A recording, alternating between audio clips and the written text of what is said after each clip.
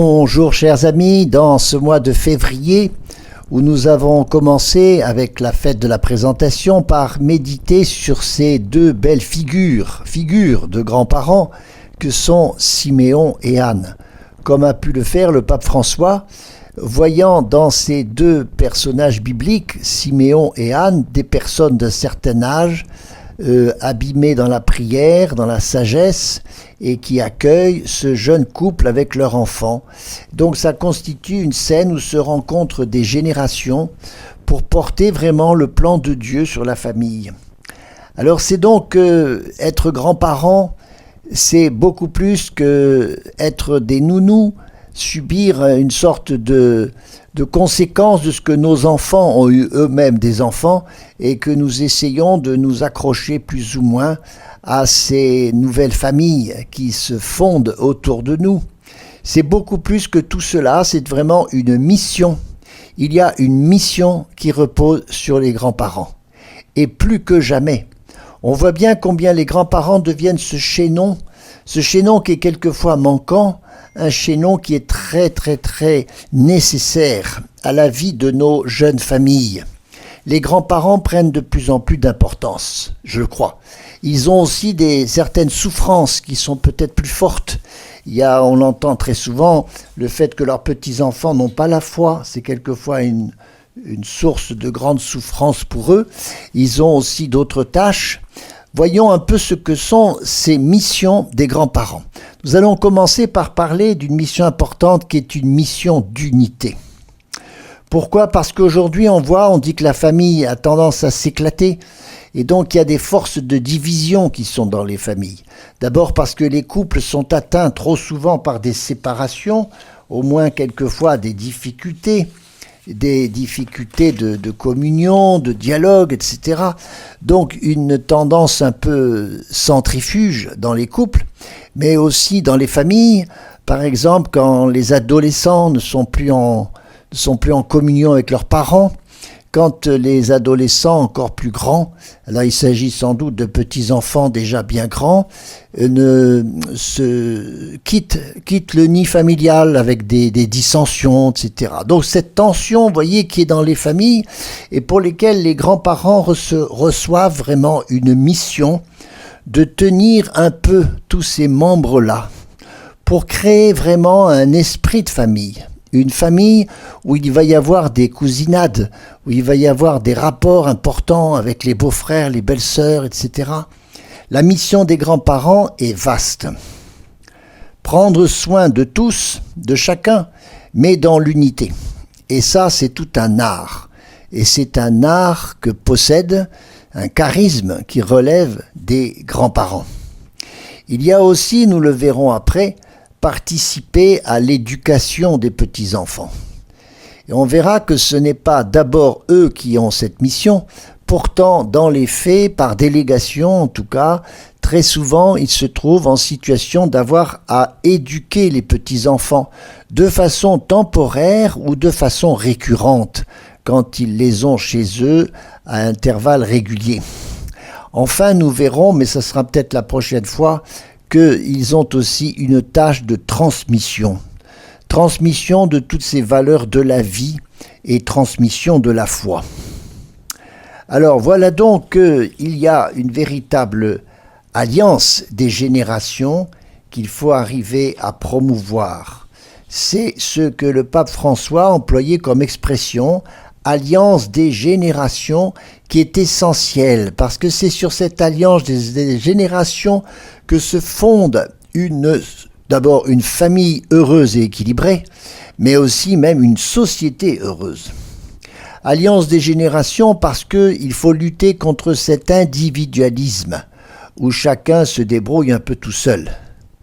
Personne ne se sauve tout seul, tout simplement parce que nous restons débiteurs les uns des autres. Mais c'est encore plus vrai dans la famille.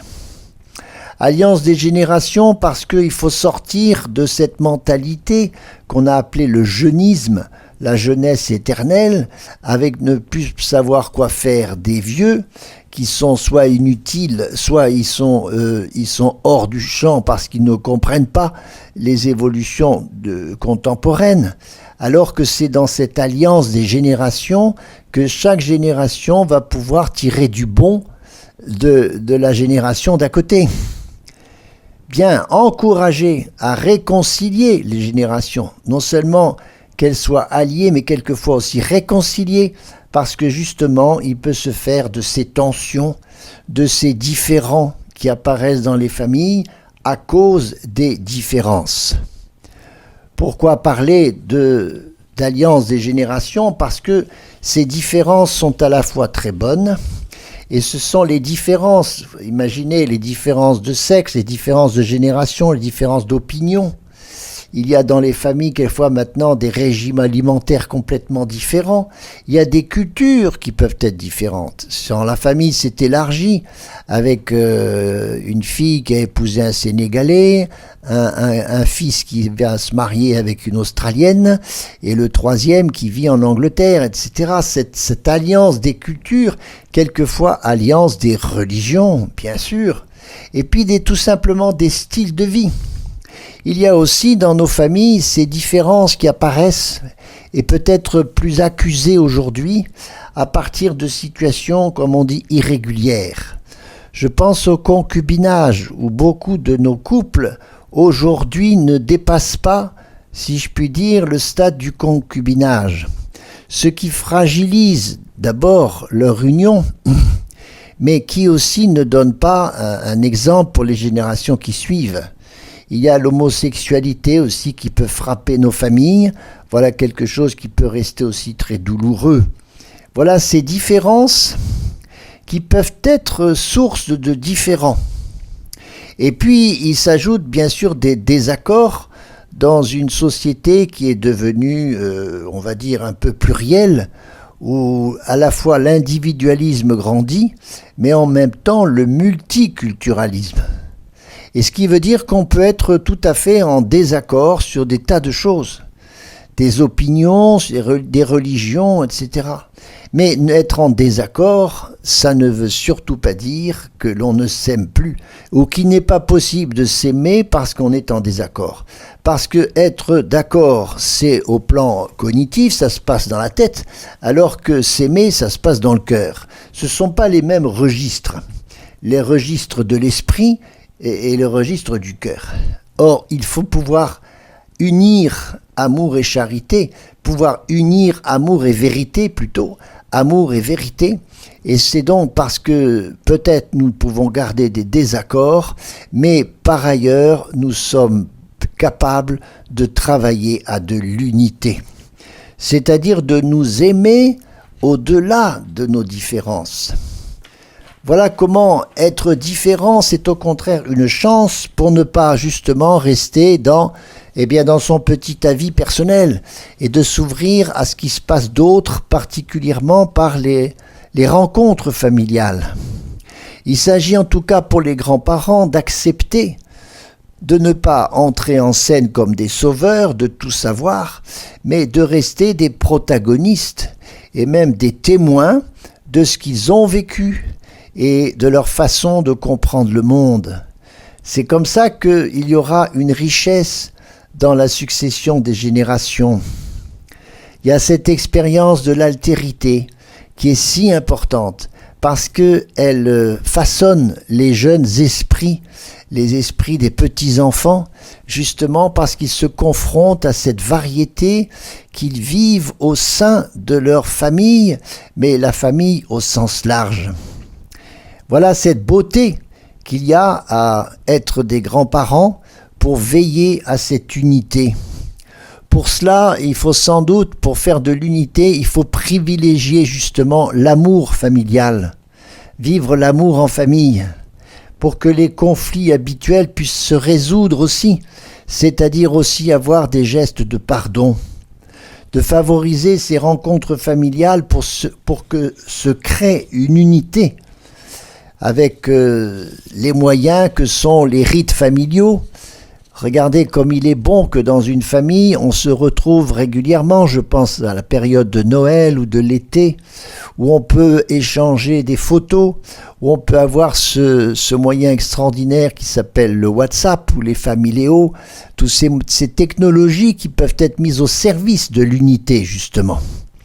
Alors, travaillons sur tout cela pour que les différences, encore une fois, ne soient pas là pour alimenter des comparaisons, des jugements, des jalousies.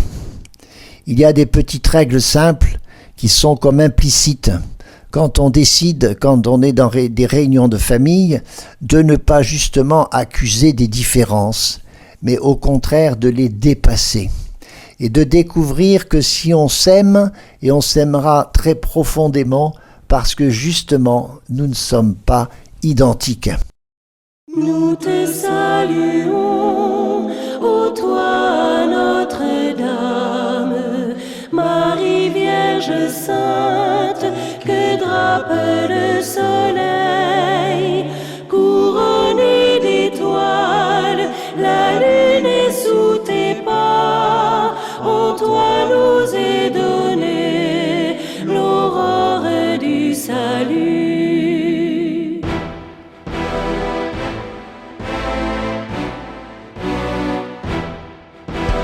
Nous te saluons, ô toi Notre-Dame, Marie Vierge Sainte, que drape le soleil, couronnée d'étoiles, la lune est sous tes pas. En toi nous est donnée l'aurore du salut. Marie, Ève nouvelle, et joie de ton Seigneur, tu as donné naissance à Jésus le Sauveur.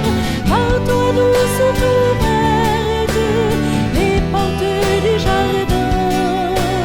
Guide-nous en chemin, étoile du matin. Nous te saluons, ô toi Notre-Dame, Marie Vierge Sainte, que drape le soleil, couronnée d'étoiles, la lune est sous tes pas. En toi nous est donnée l'aurore du salut. Tu es resté fidèle, Mère au pied de la croix, soutiens notre espérance et garde notre foi. Du côté de ton Fils, tu as puisé pour nous l'eau et le sang versé qui sauvent du péché. Nous te saluons, ô toi Notre-Dame, Marie Vierge Sainte, que drape le soleil, couronnée d'étoiles, la lune est sous tes pas. En toi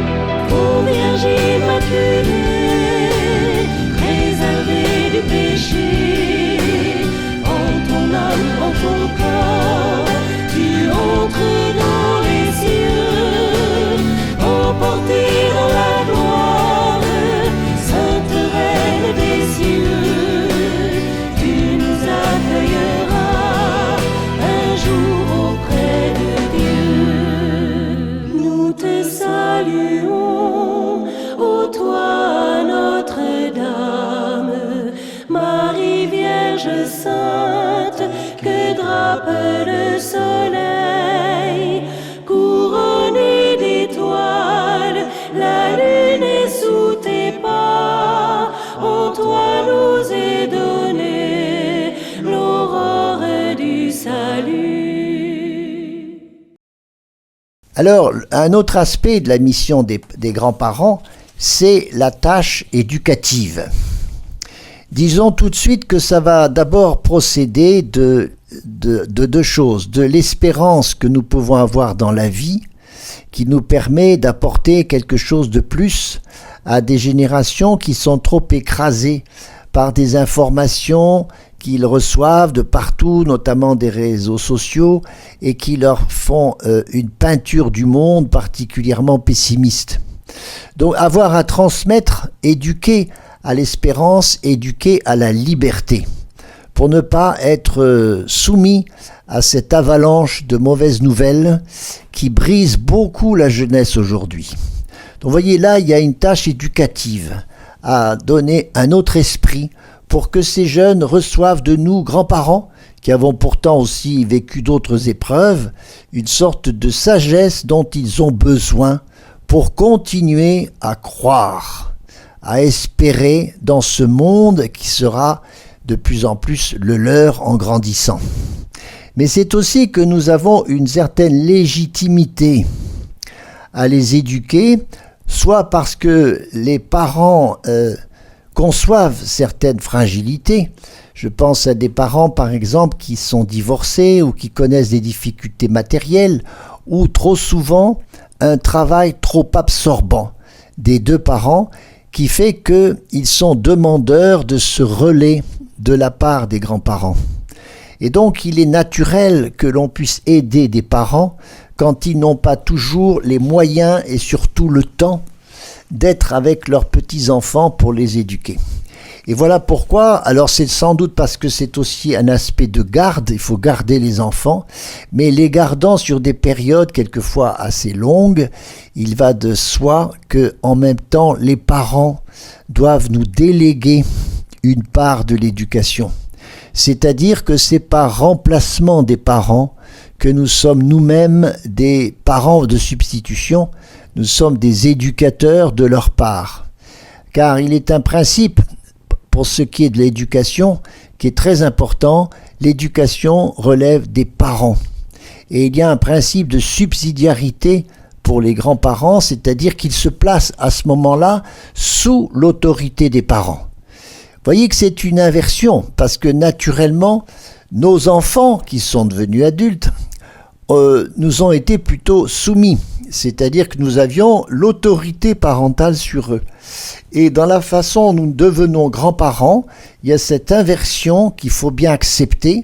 Elle n'est pas dans le sens d'une humiliation, au contraire, mais c'est participer à ce que continuent à vivre nos parents, nos enfants, qui continuent à vivre, et cette famille qu'ils ont fondée, on continue comme parents de nos enfants à pouvoir les aider, être à leur service, et là on passe sous le mode de la subsidiarité, c'est-à-dire que gardant l'autorité parentale sur leurs propres enfants, eh bien ils nous délèguent cette autorité à certains moments.